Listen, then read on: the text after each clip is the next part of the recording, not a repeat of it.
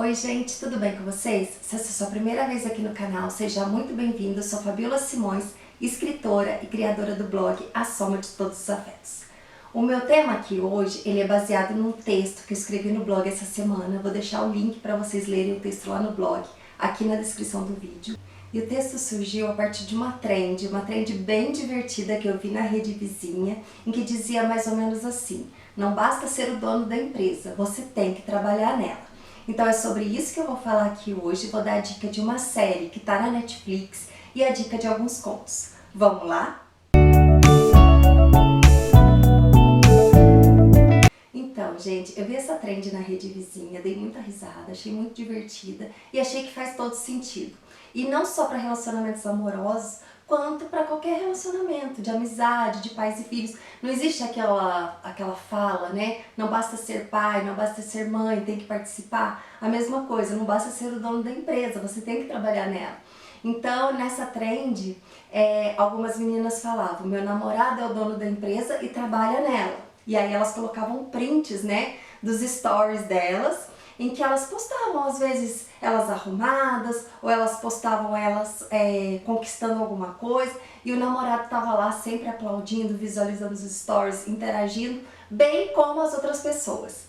E outras meninas colocavam: meu namorado é o dono da empresa, mas não trabalha nela. E aí elas postavam os prints dos stories em que elas estavam arrumadas, em que elas estavam conquistando algo, todo mundo estava visualizando, todo mundo estava interagindo, todo mundo estava aplaudindo, e o namorado muitas vezes nem estava visualizando, quando visualizava nem ligava, e acho que isso causava uma dorzinha nelas, né? E tipo, era uma brincadeira, mas é uma brincadeira com um fundinho de verdade e até de ameaça, né? Tipo assim, se você é o dono da empresa e não tá indo trabalhar, toma cuidado, porque você pode perder seu cargo. Olha quanta gente tá indo trabalhar nessa empresa que é sua, né? Então era mais ou menos isso.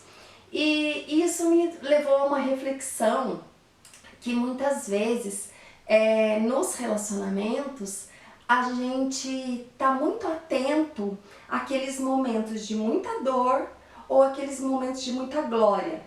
Mas entre a dor e a glória há um momento de normalidade. E às vezes é nesses momentos de normalidade, de coisas corriqueiras, de cotidiano, de tédio, que é preciso estar junto.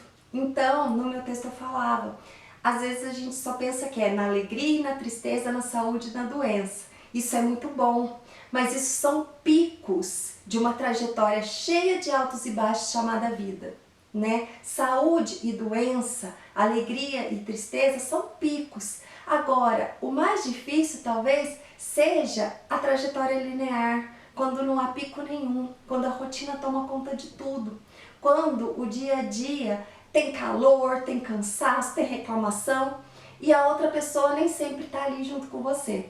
Eu sou uma pessoa, graças a Deus, que o meu marido, ele é o dono da empresa e ele trabalha nela. Então, não se aplica ao meu caso, graças a Deus. Mas a gente tem que prestar atenção para ver se a gente também não está sendo essa pessoa que é dona da empresa. A gente não é dono de ninguém.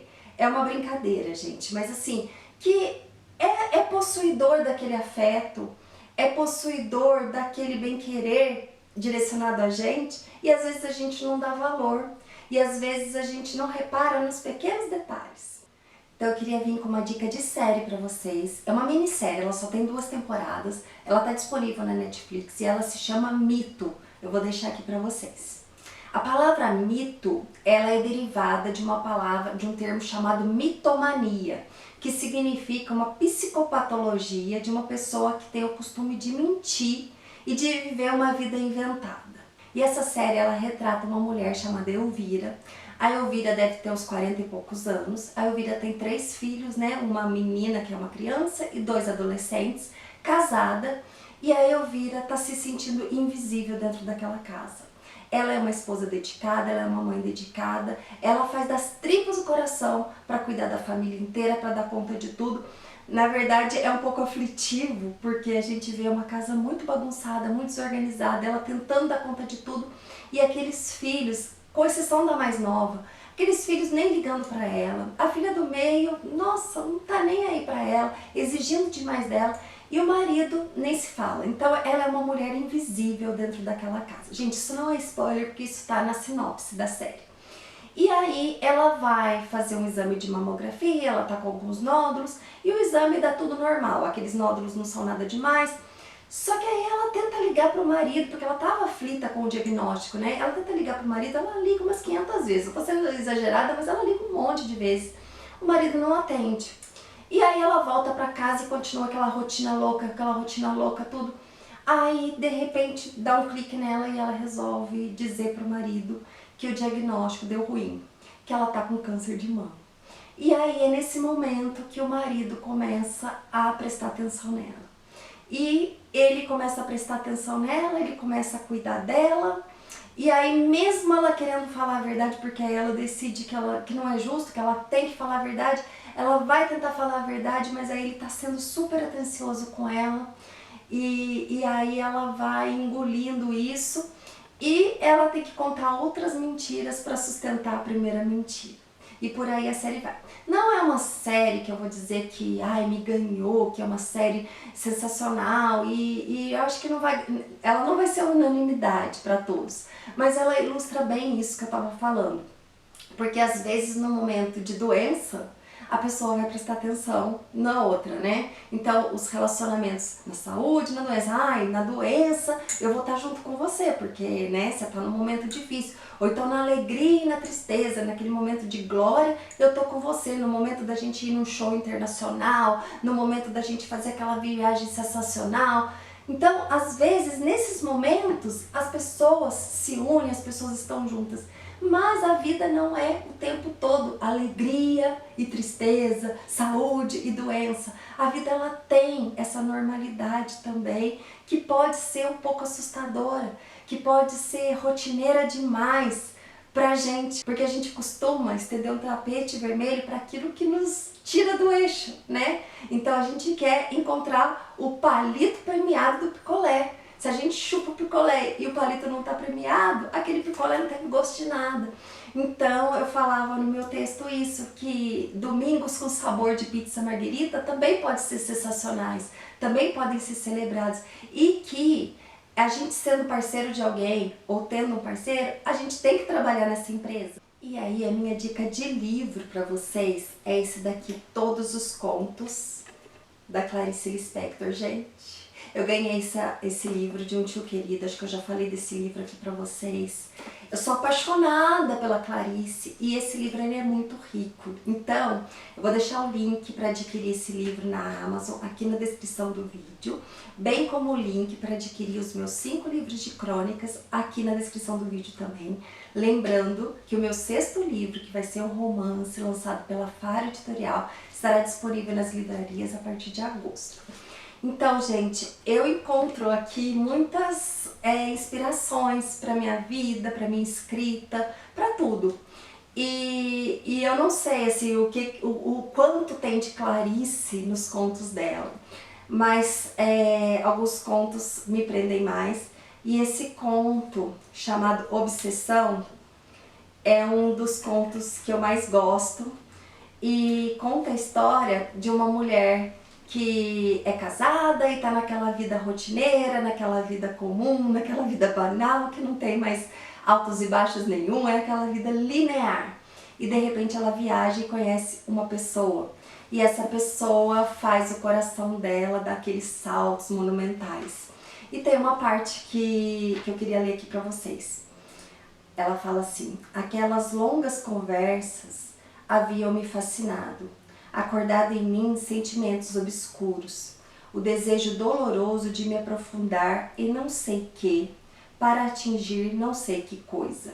E sobretudo haviam despertado em mim a sensação de que palpitava em meu corpo e em meu espírito uma vida mais profunda e mais intensa do que a que eu vivia. Então, às vezes a gente gosta de se iludir um pouco, é bom a gente se iludir um pouco também, mas a gente tem que entender que isso são picos de vida dentro de uma grande vida. Então, mesmo que a gente se iluda, se ela fosse viver com essa pessoa, talvez esse momento de grande fascínio, ele ia cair numa normalidade também. E aí, um outro conto dela que eu separei pra vocês é um outro conto que eu amo, que se chama A Fuga.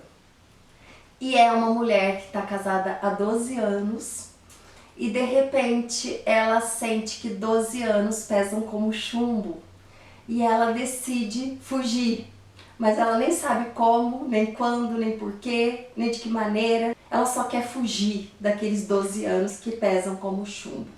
Então, esse texto, né, A Fuga, ele basicamente, acho que a maioria dos textos da Clarice são assim, né? Ele basicamente se passa dentro da mente da protagonista, né? Então, ela pega e fala assim: não havia, porém, somente alegria e alívio dentro dela. Também um pouco de medo e 12 anos. Aí eu tô pulando umas partes, tá? Sim, 12 anos pesam como quilos de chumbo.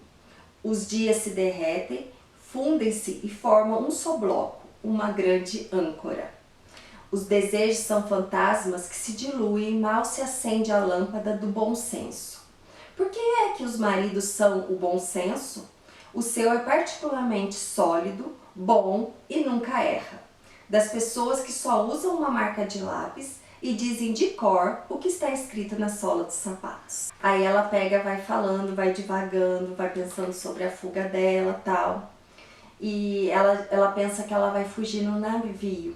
E o conto termina assim: dentro do silêncio da noite, o navio se afasta cada vez mais.